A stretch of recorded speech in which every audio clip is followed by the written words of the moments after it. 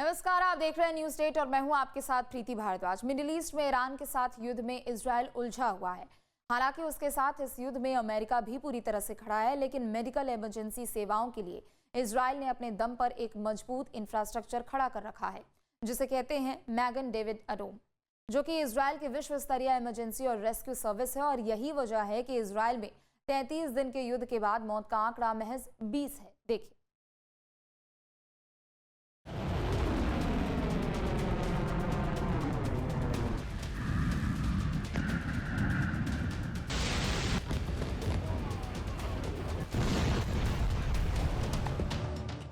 Israel की धरती के ऊपर भले ही ईरानी मिसाइलें कहर बरपा रही हों, लेकिन धरती के काफी नीचे इजराइल ने अपनी आपातकालीन सेवाओं को बेहतरीन तरीके से सेट कर रखा है। कंट्रोल रूम, ऑपरेशन सेंटर, विश्व का सबसे आधुनिक blood centre, underground parking station, artificial intelligence, satellite navigation, radar, optical और दूसरी तकनीक से सुसज्जित व्यवस्था है। इसी वजह से इजराइल और जापान की आपातकालीन सेवाएं विश्व में सर्वोत्तम मानी जाती हैं।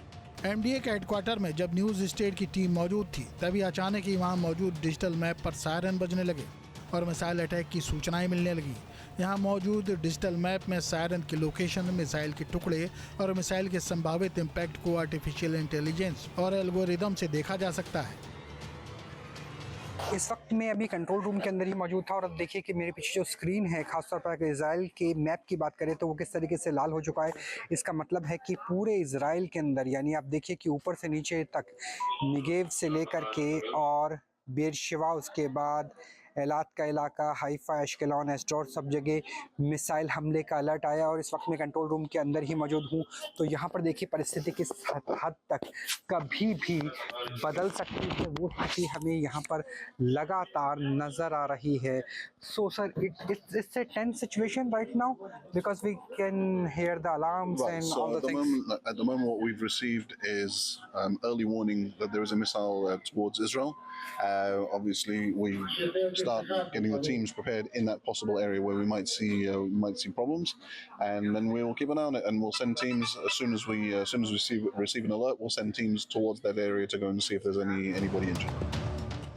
जैसे ही एयर डिफेंस सिस्टम निष्क्रिय हो जाता है और ईरान की मिसाइल को रोकना संभव नहीं होता, उसी समय आपातकालीन सेवाओं को पता चल जाता है कि मिसाइल कहां गिरने वाली है और इसी के साथ रेस्क्यू ऑपरेशन सैटेलाइट की मदद से चंद मिनटों के अंदर शुरू हो जाता है। ये इजराइल की आपातकालीन सेवाओं का मस्तिष्क यानी कंट्रोल रूम है, जहां इजराइल डिफेंस फोर्स से लेकर सैटेलाइट और रडार का डाटा सेंटर भी मौजूद है। यहीं पर संभावित गिरने वाली सभी मिसाइल की लोकेशन मिलती है और बिना लोगों की मदद के फोन आए लोकेशन पर एम्बुलेंस रवाना हो जाती है, केवल 4 मिनट के अंदर। इतना ही नहीं, दूर दराज के इलाकों में अगर कोई इमरजेंसी हुई है तो हेलीकॉप्टर से भी एम्बुलेंस सेवा पहुंच जाती है और उसे रेस्क्यू कर लिया जाता है। तो इस वक्त हम लगातार मौजूद हैं इमरजेंसी कंट्रोल रूम के अंदर, क्योंकि मैं लोकेशन नहीं बता सकता। यहाँ पर आप देख सकते हैं कि जो हेलीकॉप्टर्स है वो ऐसी जगह पे रखे गए हैं जो एरिया अस्पताल से कम 1 घंटे की दूरी पर है। खासतौर पे निगेव के रेगिस्तान की बात करें, बेरशेवा से नीचे, डिमोना से नीचे और एलात के बीच में, जहाँ 3 घंटे के बीच में कोई हॉस्पिटल ही नहीं पड़ता, वहाँ हेलीकॉप्टर का इस्तेमाल किया जा रहा है। और जहाँ पर बोट्स की ज़रूरत है, खासतौर पर रेड सी की बात करें, क्योंकि हूती भी आजकल काफ़ी एक्टिव होते हुए नज़र आ रहे हैं, तो वहाँ पर एलात के आसपास भी बोट्स हमें नज़र आ जाएंगी। और यहाँ आप देख सकते हैं कि जो हेलीकॉप्टर्स हैं वो मेरे पीछे मौजूद जो मैप्स हैं। Sir, can you see that? This is Beersheba. Just outside of Beersheba, we have a helipad where we have the helicopter to the south, and that will cover this whole area all the way down as far as Eilat, which is under normal circumstances. Boats are in Red Sea or in Dead Sea? We have we have a boat in the Red Sea, and we have a boat up on the Sea of Galilee in the north. But they operate during the summer months. So from the end of March till about the end of October, we'll see the boats as well. At the moment, they're not operational, but they can be dispatched. If we needed to dispatch them in a hurry, we would be able to do that as well. तो ये मेरे पीछे मौजूद है पूरा का पूरा call centre किस तरीके से काम करता है, इमरजेंसी रिस्पांस किस तरीके से किया जाता है। क्योंकि यहाँ पे रेड सी भी है, यहाँ पर डेड सी भी है, और यहाँ पर पूरा का पूरा अगर मेडिटेरियन सी की बात करें तो वो भी मौजूद है। और यही वजह है कि 10 हेलीकॉप्टर से लेकर, बोट से लेकर, आर्टिफिशियल इंटेलिजेंस से लेकर, सैटेलाइट नेविगेशन से लेकर के, मिलिट्री गेट टेक्नोलॉजी से लेकर के इजराइल डिफेंस फोर्स और रिस्पॉन्डर्स मिलकर के काम कर रहे हैं। और कोशिश ये रहती है कि पहले 4 मिनट के अंदर वहाँ भी पहुंचा जा सके, उन गांव देहात के इलाकों में पहुंचा जा सके जहां कई घंटे दूर तक अस्पताल नहीं है। धरती के इतना नीचे हजारों की संख्या में एम्बुलेंस तैनात खड़ी हैं, जिनमें ऐसी बसें भी शामिल हैं जिसमें ऑपरेशन तक हो सकते हैं। इस वक्त न्यूज़ नेशन को विशेष अनुमति मिली है इजराइल की इमरजेंसी रिस्पांस सेंटर में जाने की। दरअसल ये नर्वस सिस्टम है जिसमें 3000 के आसपास एम्बुलेंस है, जिसमें बाइक्स हैं जिसकी संख्या लगभग 1500 के आसपास बताई जाती है।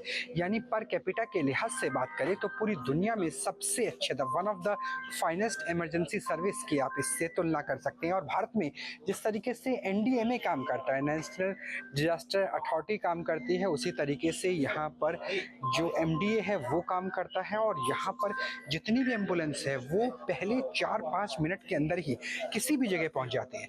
डीएमए का पूरा सिस्टम ही अंडरग्राउंड बनाया गया है। इस वक्त हम कई मीटर नीचे है ताकि आसमान में हमला होता रहे, युद्ध का स्थिति है, ड्रोन्स गिरे या मिसाइल्स गिरे, यहाँ पर किसी तरह का कोई भी नुकसान नहीं होगा। यहाँ पर इस तरीके की बसेस तैयार करके रखी गई है जिसके अंदर ऑपरेशन तक हो सकता है। ऐसे ही एक बस के अंदर मैं जाने की कोशिश करूँगा और यहाँ आपको दिखाऊंगा क्योंकि इजराइल डिफेंस फोर्स से लेकर के तमाम जो लोग हैं वो मिलकर काम कर रहे हैं। तो ये आप देख सकते हैं सामान्य किस्म की बस है, लेकिन जिसे मेकशिफ्ट हॉस्पिटल में तब्दील किया गया है। यहाँ पर आप 10 बेड का हॉस्पिटल देख सकते हैं। यहाँ पे आप देखिए कि जो पैरामेडिक स्टाफ है वो रह सकते हैं। नीचे भी एक स्ट्रेचर आपको नज़र आ जाएगा और यहाँ पर आपके इंटेंसिव केयर यूनिट में जितनी भी ज़रूरत होती है, वेंटिलेटर से लेकर के सारी चीज़ें एक बस के अंदर ही 10 बेड का अस्पताल, और वो भी ऐसा अस्पताल जिसमें आप बुलेट इंजरी से लेकर के ऑर्गन ट्रांसप्लांट जैसे महत्वपूर्ण काम कर सकते हैं। यहाँ पर आप देख सकते हैं कि ऑक्सीजन का जो संचालन है वो किस तरीके से किया जाता है।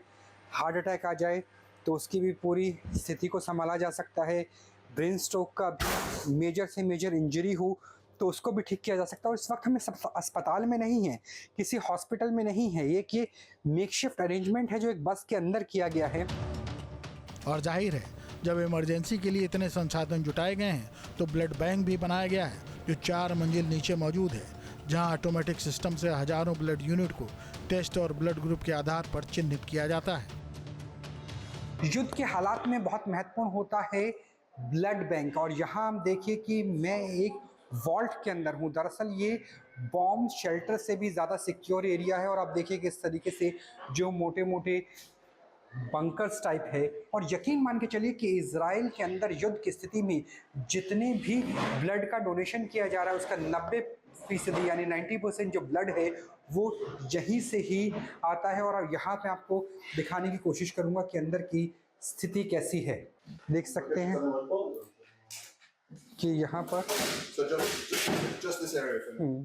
किस तरीके से जो ब्लड है वो अलग अलग जगह से डोनेट करके लाया जा रहा है, क्योंकि इस वक्त मिलिट्री से लेकर के सिविलियंस के लिए बहुत ज़रूरी है जो ब्लड है उसकी कमी ना हो।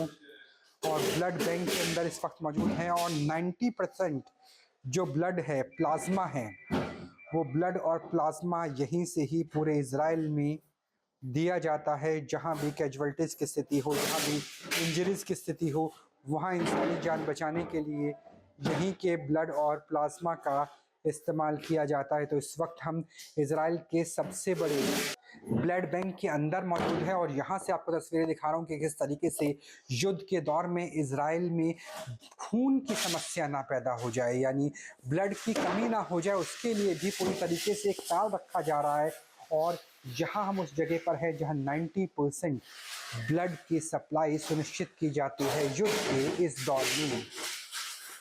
इजराइल के सबसे बड़े ब्लड बैंक से राहुल डबास की रिपोर्ट न्यूज़ नेशन के लिए। अब से डीडी फ्री डिश की चैनल नंबर 57 पर देखिए न्यूज़ नेशन।